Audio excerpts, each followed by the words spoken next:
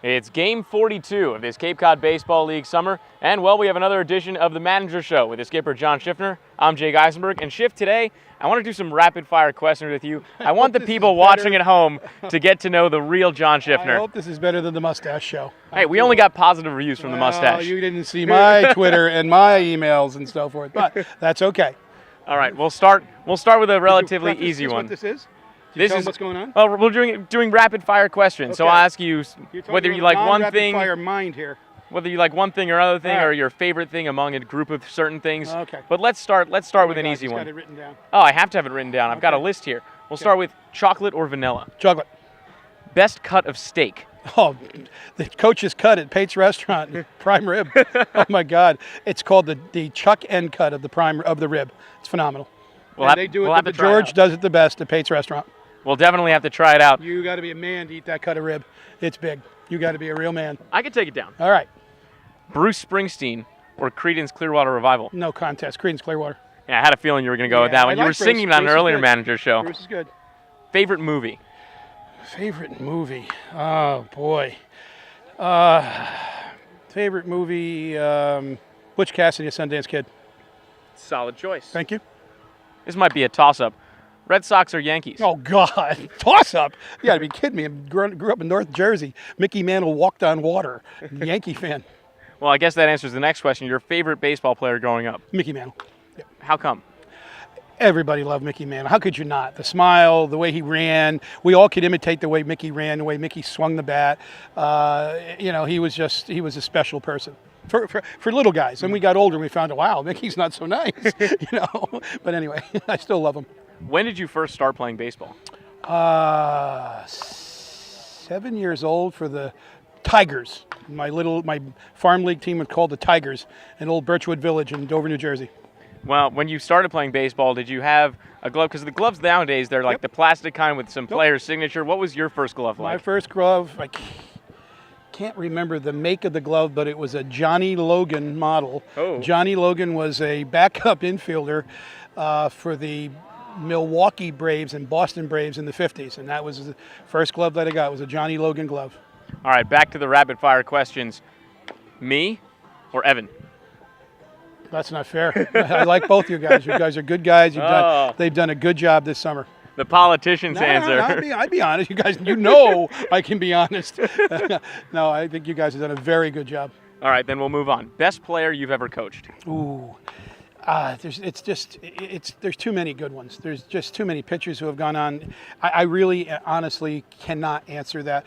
I've been so blessed to have so many good ones. So it wouldn't be fair to say, because some of the pitchers were so dominant here, taken to the big league level. Some of the hitters have been phenomenal. I mean, I couldn't pick one out. Well, maybe you can't pick one specific out, but are there any that come to mind? Well, obviously the summer Evan Longoria had down here. He almost won the Triple Crown. Watching Andrew Miller throw absolute pellets, and this guy, ironic, Falmouth's here. He struck out 12 straight guys one night, and the umpire thought it was a little too foggy. No, it wasn't the fog. They couldn't see the ball because it was 100. That was the issue with that. Chris Coughlin was a good player.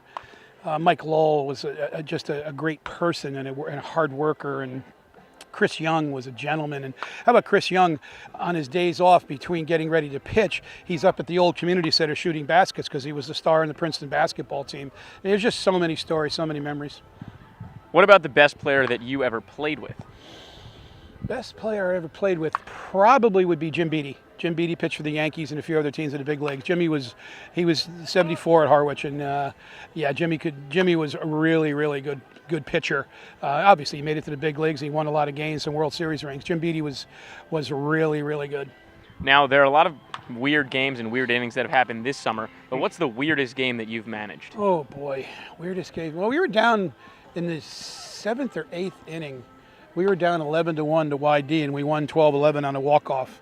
We chipped away the last 3 innings, and we finally got it. It's pretty difficult to score from first on a double to the left center field gap. And who hit it? Jermaine Curtis hit it, and we were able to score the run. Might have been Kyle Seager. I can't remember. I could be mixing up names and years, but I know the name. Jermaine was definitely involved in that play. But that was pretty weird.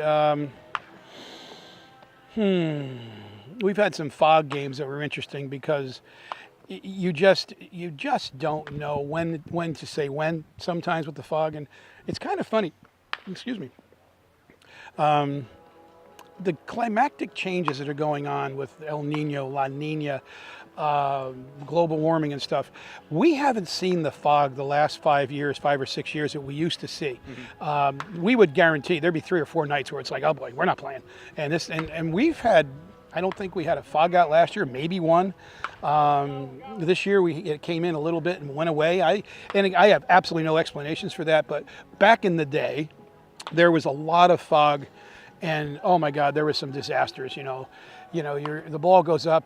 The team that's winning is going to try like hell to catch. The team's losing. It's like they don't even know where the ball is and they're ducking. It could be. He knows it's in left field and his center fielder's ducking. Just craziness like that. Oh God, I would love to sit down and kind of just write all these things down or put them on a disc or something like that. But there's been crazy stuff. Trust me. It's baseball. You never know what's gonna happen. And it's Cape League baseball. Yeah, that's been. One time we had to literally stop a game because both umpires were out. Done. They were out of the game. We had to stop the game. They switched because the one umpire probably broke his arm, and he, God bless him, wrapped that thing up. They switched with two-man crew, and then the home plate umpire took one off the dome, foul tip right off down he went. He was out, unconscious. That's it. Ooh. Game's over. Ooh. Game over. And it was. We had to come back and replay that one. I remember that one distinctly. Well, that's pretty weird. But yeah. Oh yeah. We'll move on, and this is something that I've been wondering, and I think many other people might wonder as well. Why do you wear the number 15? 2 reasons. 2 people. Growing up, I was a huge Green Bay Packer fan. I was a Giants fan, and then back where I grew up in North Jersey, you would get the 1 o'clock Giants game, and then you would get the 4 o'clock West Coast game, and oftentimes the Green Bay Packers were on, and Bart Starr was number 15, and then Thurman Munson. I loved Thurman Munson, and everybody had number 7. I could never get number 7, which was Mickey Mantle. So I remember at one point I had Bobby Mercer because he was Mickey Mantle's replacement. He was number 1, and I didn't like number 1. I just, I wasn't built for the uniform number 1. I was a little bigger. So I needed something else, and then it was like, I like Thurman Munson, so I wore 15. I've worn it ever since. Did you ever get a chance to meet Thurman Munson? No, did not. I wish I had. Would have been neat to meet him. I have been able to meet some of my boyhood idols, and that was really cool. And met Bart Starr, met Mantle, met Brooks Robinson, which was really cool because I was a third baseman. That was special meeting him. But I would have liked to have met Thurman Munson after reading some of the books on him, and then of course spending time with Ed Baird, who was his teammate. You really wanted to meet Thurman. His battery mate, even. Exactly, and Thurman was a character, and I've been told I'm a character, and so I would have liked to have we've traded gone from some mustache. stories. We've talked about a lot on these shows. I would have liked to have traded some stories with Thurman.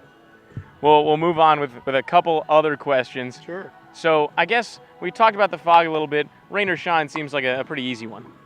Oh, I like shine. Yeah, I'm not a big rain fan. No, every once in a while it's nice, but I'm not a rain fan. What are your thoughts on snow? I'm not a cold weather guy either. I don't like being.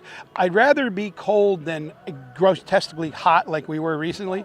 But I'm not a fan of the cold weather either. It's just you can't do much. I don't ski. Maybe if I was a big skiing fan, I would probably like cold weather better. But I can't ski. I've never ice skated. I played basketball through high school. Never really had a chance to do anything else in winter sports like that, so I'm fine. It's nice to be. The Cape winters tend to be a little more mild, so I've been able to play golf in the winter, so that's been pretty good. What about your favorite assistant coach this year? This year, or we can go ever. I have a very special place in my heart for Matt Fincher. 10 years he put up with my crap, and he still talks to me. Some of my assistant coaches, like Pat McGee, rarely talk to me. So if Pat hears that, I know there's going to be a text flying on that one.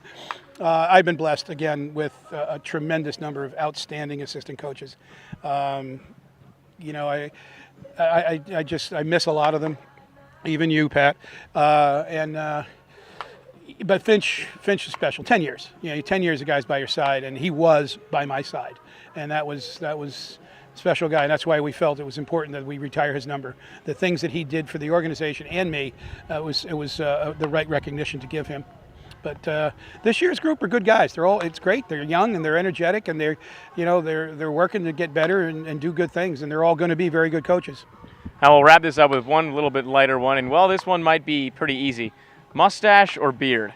Oh, I hate beards. I'm not a big beard fan at all. He's a mustache guy. Yeah, you I'm can definitely tell. a mustache guy. I tried a beard a little bit, and it just did not look good at all. So no, mustache, and like I said, I've tried to shave this off, and too many people say, no, you got to put that thing back on. We don't recognize you. Put the thing back on. So.